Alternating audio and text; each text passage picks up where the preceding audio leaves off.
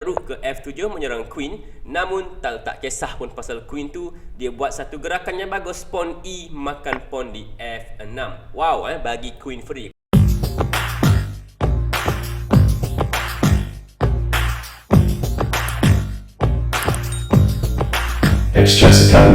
Assalamualaikum dan hai kepada semua pencatur. Baik, dalam video kali ini kita nak tengok satu game yang saya rasa game catur yang paling memeningkan kepala saya yang pernah saya tengok.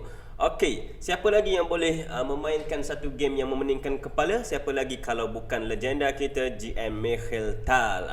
Okey, kali ini Mikhail Tal berdepan dengan seorang Soviet Master dari Estonia, iaitu Andres Vorema. Baik, Andres Vorema ni dia bukan sahaja merupakan pemain catur yang bagus, malah dia sebenarnya merupakan seorang engineer, dan sambil-sambil tu dia jadi seorang pemain catur profesional.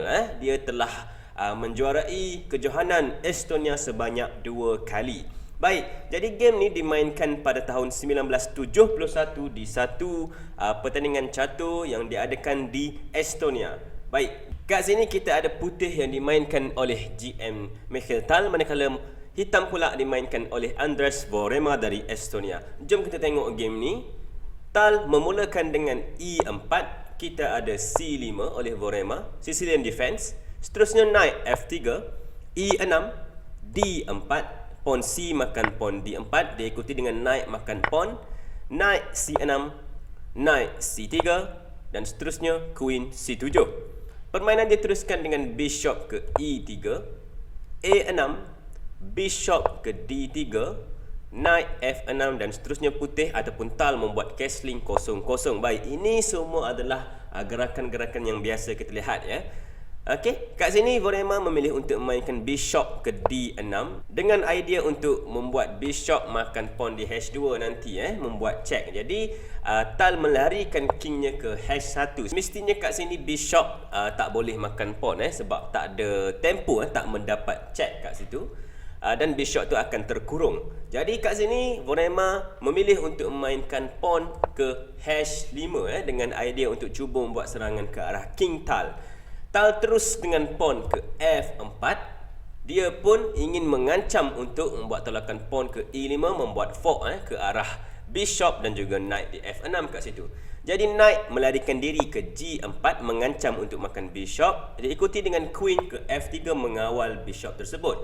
Kita ada pertukaran piece kat sini dengan knight makan bishop E3 dan seterusnya queen makan bishop E3. Queen B6 dimainkan kat sini, mengancam untuk makan knight yang berada di D4. Kita dapat tengok knight itu sedang dipin dan sememangnya akan dimakan kalau Tal tidak membuat sesuatu.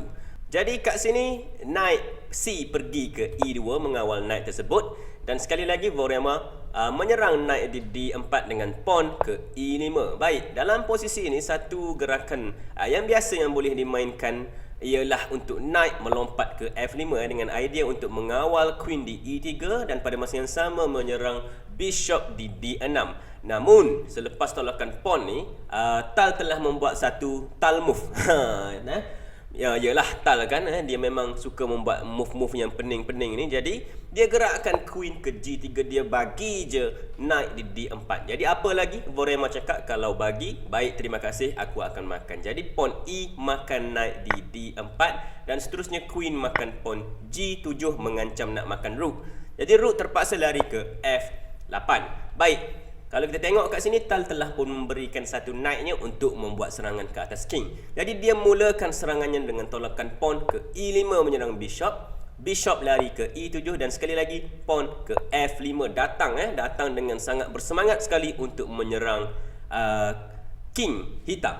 Baik, dalam posisi ini Vorema sebenarnya boleh saja memainkan contoh queen makan pawn B2, kutip pawn sikit, dan boleh meneruskan game ni, tak ada masalah pun sebenarnya. Tetapi selepas gerakan F5 ni, mungkin disebabkan dia lawan dengan seorang legend, dia lawan dengan seorang GM yang bernama Mikhail Tal, jadi dia pun takutlah, mungkin terkena psycho kat situ. Kalau saya lawan dengan Mikhail Tal pun mungkin saya dah terkencing dalam seluar, sebab takut. Jadi kat sini Vorema telah membuat satu kesilapan yang besar. Dia melayan serangan Tal dengan pawn ke F6 kat sini. Dan ini adalah satu gerakan yang membawa masalah yang sememangnya apa yang Tal nak. Baik, Tal meneruskan serangan kat sini dengan naik pergi ke F4. Kita ada rook ke F7 menyerang queen. Namun Tal tak kisah pun pasal queen tu. Dia buat satu gerakan yang bagus. Pawn E makan pawn di F6. Wow, bagi queen free. Kenapa dia bagi? Baik, kat sini jom kita tengok. Kalau rook makan queen di G7, pawn F akan makan balik dengan ancaman untuk naik queen lah. Jadi kat sini king terpaksa pergi ke F7 dan kita ada F6 kat sini yang mengancam untuk makan bishop. Tetapi bishop boleh makan pawn F6 secara percuma dan kita ada knight ke D5. Kalau korang tengok kat sini, knight membuat dua serangan ke atas F6 dan juga ke atas queen di B6.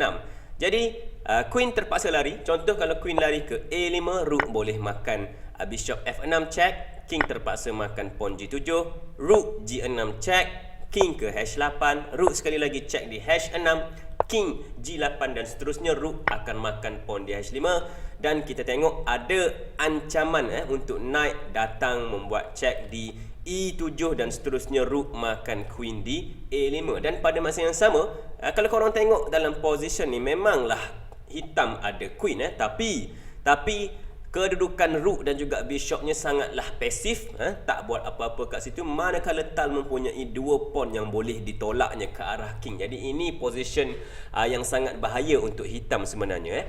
Oleh sebab itu, selepas Tal memberikan queennya secara free kat sini, secara percuma, Vorema tak pilih untuk makan lah. Dia gerakkan knight dia ke E5. Baik, kat sini kita ada bishop ke C4, memilih untuk menambah serangan ke atas rook di F7 sambil bagi je bishop tu free. Kenapa? Jadi kat sini Vorema terus makan knight makan bishop di C8 dan sebab dia bagi free adalah untuk Tal gerakkan queennya ke G8 check, memaksa bishop menutup check tu dengan F8 dan seterusnya knight makan pawn di H5 kita ada kat sini. Baik, ini memang satu position yang memeningkan kepala. Jangan fikir terlalu dalam. Jangan fikir terlalu dalam. Just enjoy the game. Okay? Kalau tak, korang akan jadi gila. Okay, baik. Permainan dia teruskan dengan knight pergi ke D6. Mengawal rook di F7. Dan kita ada rook A ke E1. Membuat check. King lari ke D8 dan seterusnya. Satu gerakan yang bagus oleh Tal kat sini iaitu rook masuk ke E7. Okey, kenapa gerakan ni bagus? Ialah sebab dia meletakkan tekanan ke atas rook di F7 kat situ. Sememangnya kat sini rook tak boleh makan rook E7 sebab kalau rook makan rook, kita ada pawn F makan rook membuat check. Untuk mengancam makan bishop. Jadi king terpaksa makan pawn E7 dan seterusnya kita ada queen G5 memaksa king pergi F7. Queen F6 memaksa king ke E8 dan seterusnya rook boleh pergi ke E1 dan akan terjadi checkmate lah dengan bishop ke E7 dan seterusnya queen makan bishop. Terjadi checkmate, sangat bahaya kat situ. Disebabkan itu, selepas rook masuk ke E7, Vorema telah memilih untuk queen pergi ke B5 terlebih dahulu. Ada ancamannya sendiri iaitu untuk makan rook di F1 dan membuat checkmate yang simple. Jadi kat sini Tal mengalihkan rooknya ke E1 terlebih dahulu. Selepas tu Vorema menggerakkan queennya ke D5. Dia ingin defend dia punya rook macam ni. Okey, tetapi kat sini Tal menggerakkan satu lagi gerakan yang bagus dengan knight pergi ke F4 menyerang queen. Sememangnya queen tak ada tempat yang bagus nak lari. Kalau queen lari ke C4, sememangnya selepas buat tolakan B3, queen terpaksa pergi tempat lain dan rook di F7 akan dimakan.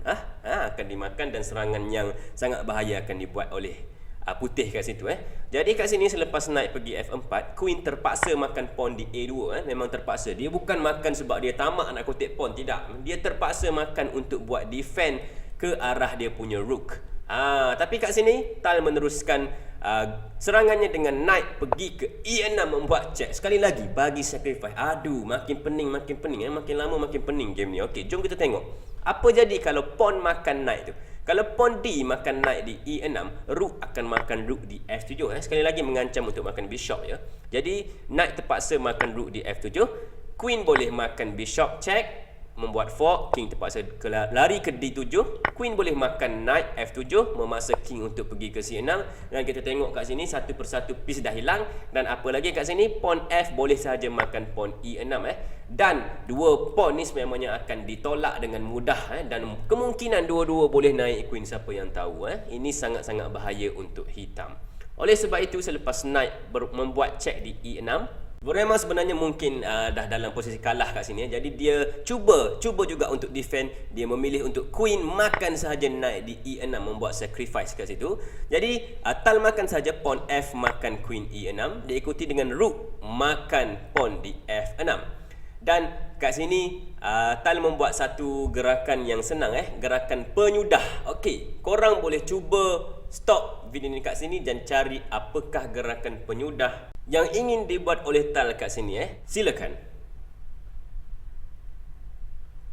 Ia gerakan yang simple sahaja dengan rook pergi ke F7. Bishop sedang dipin, jadi rook tambah sahaja serangan ke atas bishop. Baik, kat sini kalau knight makan rook, cuba untuk makan rook, sebenarnya pawn akan tolak ke E7 dan ini adalah senanglah, kemenangan yang senang. King kena lari ke C7 dan seterusnya pawn akan promote menjadi queen dan ini merupakan kemenangan yang mutlak kepada Mikhail Tal. Baik. Jadi ini adalah, biasalah ini game Tal, jadi memang gamenya akan memeningkan kepala. Okey, kita enjoy sahaja game yang telah ditunjukkan oleh Tal ini. Merupakan satu game yang walaupun sangat pening tapi sangat cantik sebenarnya, sangat payah, sangat susah untuk dibuat move-move yang telah ditunjukkan kat sini. Okey, itu sahaja untuk kali ini. Jumpa korang setiap Ahad dan juga Khamis. Silakan subscribe pada yang masih belum. Selamat bercatur. Assalamualaikum. Bye-bye.